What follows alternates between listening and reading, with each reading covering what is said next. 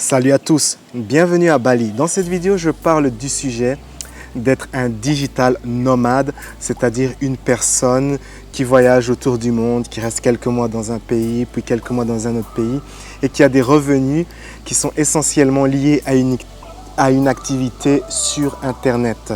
Je m'appelle Louis Aguera et je suis coach en transformation personnelle. Je suis également un avide voyageur du monde. C'est mon métier et ma mission de vous aider à créer votre réalité préférée, ainsi qu'à trouver l'inspiration et la joie à l'intérieur de votre être. C'est ma croyance que toute personne peut créer l'abondance et la vie qu'elle désire.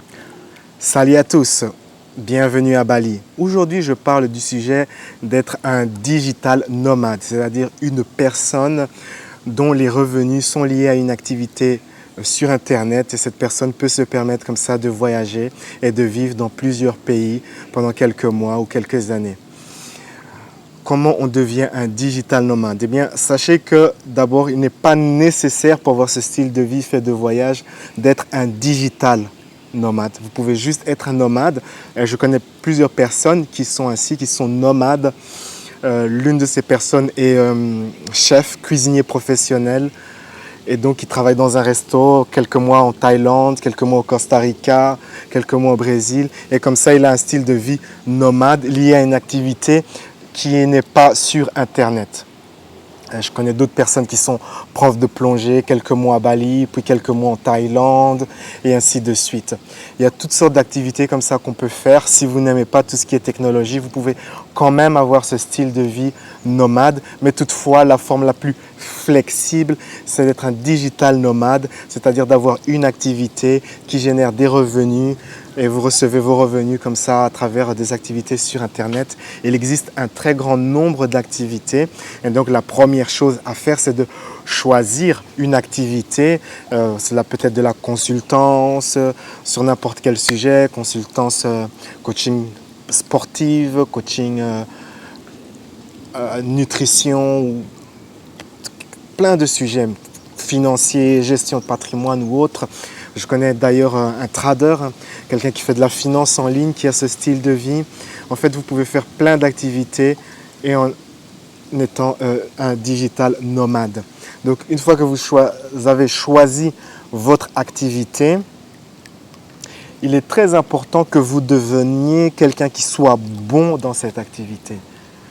Vous ne pouvez pas juste dire « Oh ouais, ok, je vais me lancer sur Internet, faire du dropshipping et voyager dans le monde. » Non, non, ce n'est pas comme ça. Dans chaque activité, c'est vraiment les gens qui sont au top, qui sont le plus sollicités, qui génèrent un revenu qui est suffisant pour vivre. Il faut vraiment que vous soyez l'une de ces personnes qui soit au top. Il faut que vous soyez très bon à l'activité que vous avez choisie. Il faut que vous apportiez une valeur ajoutée. Et en plus de cela, il faut que vous puissiez vous démarquer par rapport aux autres. Car s'il y a des gens dans ce domaine qui vous intéressent, qui sont déjà établis, eh bien, les gens iront plus vers ces personnes qui sont déjà établies plutôt que vers vous qui n'êtes pas établis. Vous pouvez toujours générer des revenus, mais ce ne sera peut-être pas suffisamment pour vivre. Et donc, vous devez calculer comme ça combien vous voulez gagner. Définissez une somme, ok, je veux gagner telle somme. Et pour définir, choisir cette somme, vous devez bien penser à comment sera votre style de vie. Un style de vie à Bali, un style de vie au Costa Rica, un style de vie à Monaco, un style de vie en Afrique. Tous ces styles de vie ont des coûts différents. Il faut penser au style de vie, au coût de votre style de vie. En général, un digital nomade reste dans une région du monde et il fait les pays comme ça frontaliers. Donc une personne en Asie, en général, reste à Bali quelques mois, puis va en Thaïlande, puis va au Cambodge et ainsi de suite. Toujours dans cette Asie. Et les coûts sont plus ou moins similaires, la personne sait à quoi s'attendre. Il n'y a pas trop de coûts liés aux billets d'avion, comme on reste quand même dans une même région. Par exemple, si vous êtes en Asie, aller dans le Pacifique, à Tahiti ou à Bora Bora, ça va vous coûter des milliers d'euros, ça peut plomber votre budget. Et donc, vous devez prévoir cela. Et donc, c'est l'un des éléments d'être un digital nomade, c'est de choisir votre région de prédilection que vous allez explorer. Et c'est bien d'avoir une région comme ça de prédilection, car en restant comme ça des années, en voyageant de tel pays, vivant dans tel endroit et tel endroit. Vous formez des connexions, vous rencontrez plein de gens et au fil des mois, au fil des années, toutes ces personnes vous aident à réduire vos coûts. Le coût de votre style de vie enfin devient moins cher. Par exemple, ici, je suis chez mon amie, je fais mes vidéos, ça réduit mes coûts de faire les vidéos chez elle qu'ailleurs. Et donc, vous devez penser à ces choses ainsi. Choisissez une région, donc c'est l'un des éléments. L'autre élément, c'est de choisir une activité. Et ensuite, établir combien va coûter votre style de vie. Ça, c'est de région en région. Vous devez faire vos recherches pour savoir, ok, j'aimerais habiter en Asie du Sud-Est. Ça peut me revenir à 2 000 euros, 2 500, 3 000 euros par mois. Et vous devez faire en sorte que vous allez gagner cette somme et même un peu plus pour mettre de côté pour investir. C'est aussi l'un des aspects importants d'être un digital nomade, c'est de mettre de l'argent de côté pour investir et aussi important d'avoir un petit panier comme ça d'argent que si vous ne pouvez plus exercer votre activité pendant plusieurs mois, vous avez quand même des ressources financières et vous pouvez comme ça vous permettre de vivre sans travailler pendant au moins quelques mois, le temps de réévaluer votre situation. Donc ça, c'est des choses très importantes à penser quand vous êtes un digital nomade. Ensuite, il y a un autre aspect plus pratique, plus tout ce qui est financier. Il faudra vraiment faire un effort pour apprendre la finance, en fait, la finance personnelle, gérer un budget de votre micro-entreprise, vraiment gérer l'argent comme un gérant d'entreprise et non comme ça au gré de vos envies, car au fil du temps, cette tendance finira par se retourner contre vous si vous n'apprenez pas à gérer votre budget. Donc donnez-vous vraiment les moyens d'apprendre la finance, comment gérer votre argent, votre budget. Et c'est connecté à un autre sujet, celui de la fiscalité. Il faudra que vous vous organisiez fiscalement, que vous choisissez une forme juridique. Alors c'est toujours mieux d'avoir votre activité Internet installée dans un pays qui est fiscalement friendly, sympa avec les entreprises Internet. En Europe, c'est les Royaumes-Unis, l'Irlande, il y a peut-être encore d'autres choix. Le Luxembourg, ouais, c'est bon. Il y a les Caraïbes, il y a Hong Kong, il y a plein d'endroits en fait où vous pouvez installer votre entreprise de manière juridique. Et donc dans chaque pays, il y a des avantages et des contraintes. Et ça, c'est à vous vraiment d'étudier ce sujet pour savoir quelle forme juridique. Par exemple, dans certaines formes juridiques, il faut que vous soyez physiquement dans le pays où est établie votre entreprise au moins une fois par an. Donc si vous êtes juridiquement installé par exemple en Irlande, il faut que vous soyez au moins une fois en Irlande par an. Mais que si vous êtes surtout, vous avez une entreprise en Irlande et que vous êtes surtout en Asie, donc vous devez aussi penser à ces choses-là. Il est possible dans certains cas d'avoir des exemptions, de ne pas être présent. Il faut que vous étudiez tout cela, vous devez étudier quelle est la forme juridique la plus pratique pour votre type d'entreprise et votre activité. Donc à ne pas négliger, apprendre à gérer un budget, gérer votre argent et choisir une forme juridique qui est avantageuse pour vous. Et puis au-delà de cela, il y a la partie fun, c'est la partie loi de l'attraction.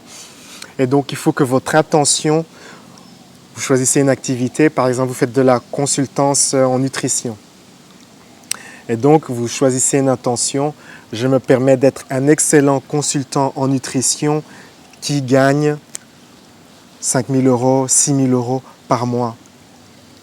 Et donc cela doit devenir votre intention et donc vous allez utiliser cette intention, la répéter, utiliser les techniques du scénario que vous pouvez trouver sur ma chaîne YouTube ou d'autres techniques telles la liste des intentions, liste des gratitudes et vraiment développer cette énergie. Comme je le dis souvent, plus vous avez de l'énergie d'amour, d'appréciation de soi, et plus votre manifestation va s'accélérer, plus les choses vont s'accélérer. Plus vous avez de l'amour pour vous-même, de l'amour pour le monde, et plus les choses s'accélèrent. Remplissez-vous d'amour, d'une bonne énergie. Il y a les outils pour faire cela sur ma chaîne et sur mon site internet. Et donc, utilisez ces outils. Et une fois que vous avez cette bonne énergie, eh bien, placez votre intention et votre intention sera propulsé par cette bonne énergie positive. Utilisez des outils comme la visualisation, la technique du scénario et aussi la liste des intentions. Et donc vous utilisez comme ça la loi de l'attraction. Et donc voilà, c'est comme ça que vous pouvez devenir un digital nomade. Donnez-vous du temps à devenir cela, car à partir du moment où vous mettez l'intention de devenir un digital nomade, eh bien vous devez passer par le cycle de croissance, devenir cette personne, et cela peut prendre de quelques mois à 1 ou 2 ans pour que vous deveniez vraiment cette personne qui est un digital nomade.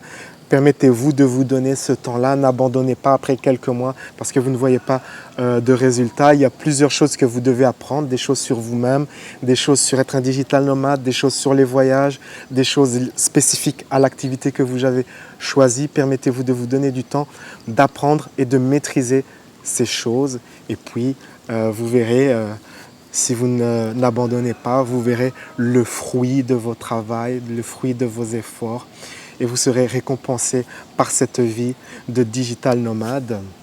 Et donc voilà, je ne peux que vous encourager. Si vous avez moins de 35 ans, c'est vraiment un style de vie que je vous encourage à pratiquer plutôt que de rester dans votre petit village, chez vous, dans votre petite ville où vous êtes. Vous allez grandir en tant que personne beaucoup plus rapidement, apprendre plein de choses, rencontrer des gens extraordinaires.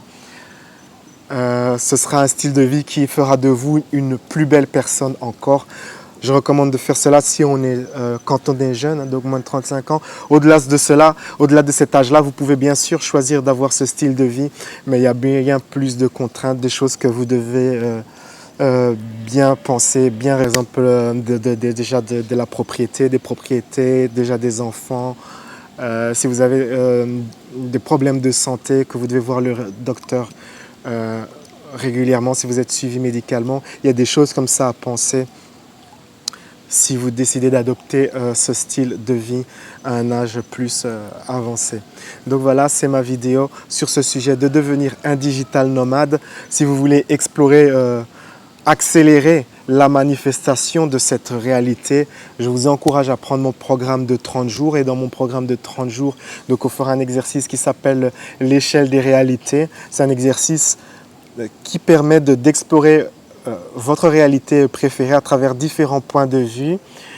Et une fois qu'on aura fait cela, vous aurez un plan personnalisé, en fait, un plan que vous aurez conçu vous-même à travers cet exercice, un plan qui vous convient. Et puis une fois qu'on a terminé cette procédure, on fera un bilan et tout ça.